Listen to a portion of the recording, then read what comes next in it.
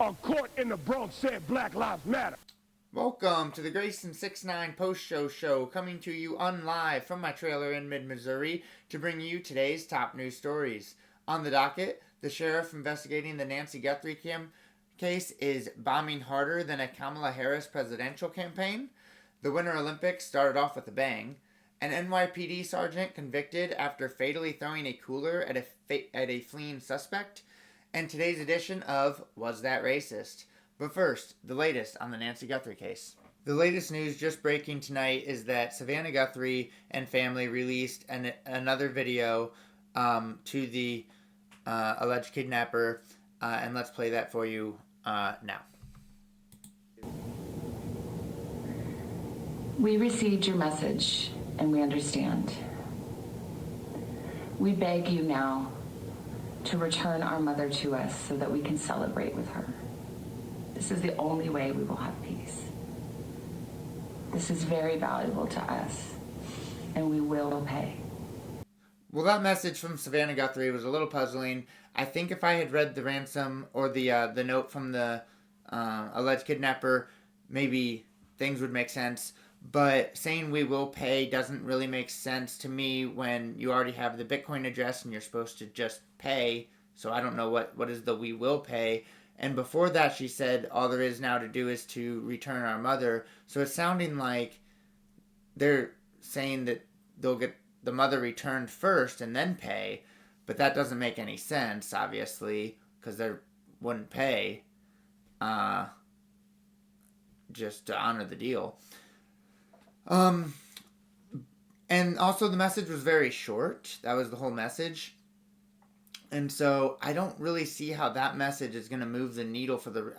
what do they think they're getting at? What are they going to get out of this message? They think they're going to get another letter from the alleged kidnapper. You're really hoping on a lot there.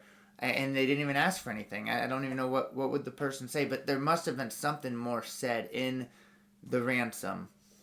It really sounds like it was just said, like, we'll return her and then you pay. But that would be crazy. There's other updates with the case, though. As soon as they got that letter from the alleged kidnapper yesterday, the FBI went back. There was some stuff said in that letter that caused the FBI to go back to the house. They searched the house again. They searched the yard again very heavily and all the fields. And then they towed the vehicle at Nancy's house. So that's a bit notable. And the sheriff has continued to get a lot of criticism for the way he has handled the beginnings of this case. He has admitted now that there were some missteps. He should have basically taken it more seriously, kept the house closed off, at least for the FBI to get there, but really until she was found. And yeah, the speed at which they were in and out is just too much. But additionally, he's catching more heat now for going to, you'll never guess, a college basketball game in the midst of this investigation where he is... I mean, I know now the FBI has basically taken it over, so maybe realistically it doesn't matter. But he was the lead investigator, so basically, I mean, he's not an investigator, but he's the sheriff, but he was the lead on this. He's still the local lead, and he goes to a basketball game, and it gets worse. More is coming out with this guy, and as I said, he is truly bombing. So they didn't get the plane overhead to search, and that's because of a dispute with the pilot. And then it's a good pilot, but he's pissed, so he demotes him down to street patrol. That delayed it 3 hours. We learned Friday that a critical aspect of the investigation was delayed due to Nanos's, who is the sheriff, dispute with the pilot of the sheriff's department high-tech search aircraft. The pilot was demoted to street patrol after the dispute. Okay, a lot of times if you're the one actually, cooking the meal, doing the work, you're the pilot, you're flying, if there's a dispute, I'm guessing the pilot was probably right. That's how those things usually go. So the plane takeoff was delayed for 3 hours, and then here's where it gets worse. And the pilot even made a personal plea to the sheriff, but was ignored and was sent to street patrol. Sent to street patrol, good lord. It's also reported that in the weeks leading up to his 2024 election, because remember, he's a elected official, Nanos placed his opponent on, she was a lieutenant at the county jail, on administrative leave, and ordered her not to discuss the reasoning. And he did the same thing to another outspoken critic, Sergeant Aaron Cross. This guy has also been under investigation for the election interference. Well, that was stemming from that matter, actually. He also faced heat for his handling of an internal investigation into a 2022 sexual assault.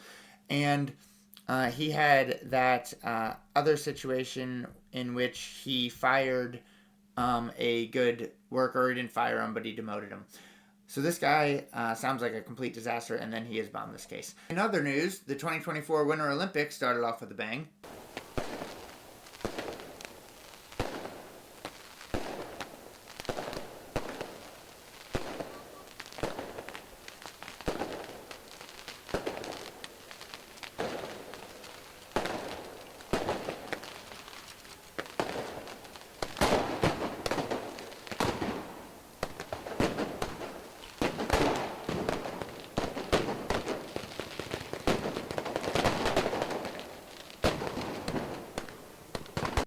So this was for ICE protests. Now, while I do think that ICE has been not too good, which I do want to enforce the law, and I am fine with doing it just all across the board, even if you're a good person, whatever, if you're here illegally. But, they shouldn't have shot those people. Those people were doing something wrong, but they didn't need to escalate it to the point of shooting them. And then also, there's been a lot of other videos where, their tactics were just way, way aggressive. But this is what we're going to do at the Olympics? All right. I mean, doesn't seem like a great idea to me. But, that's like a war zone in there. You can't even see.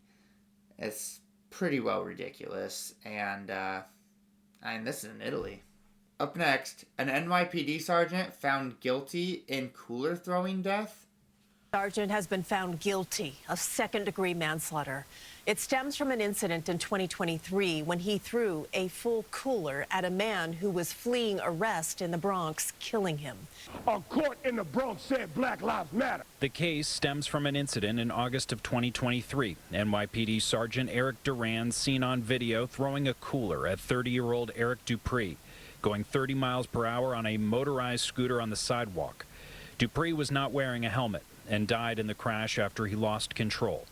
The father of three had, according to police at the time, just sold drugs to an undercover officer and was fleeing arrest.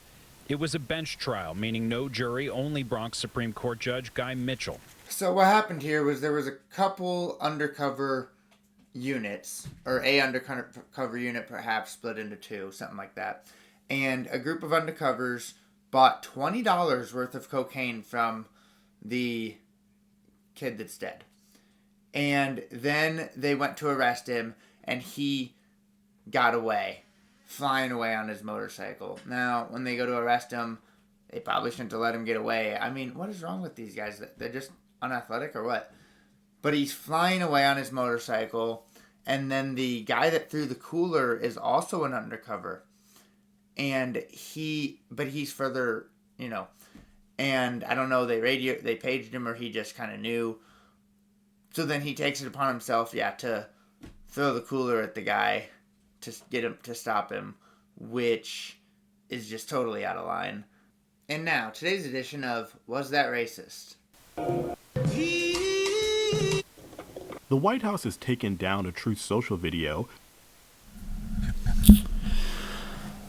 Okay, well, you guys be the judge. I'd say a couple things are for sure. He wouldn't have posted white people on apes, and he is calling them monkeys.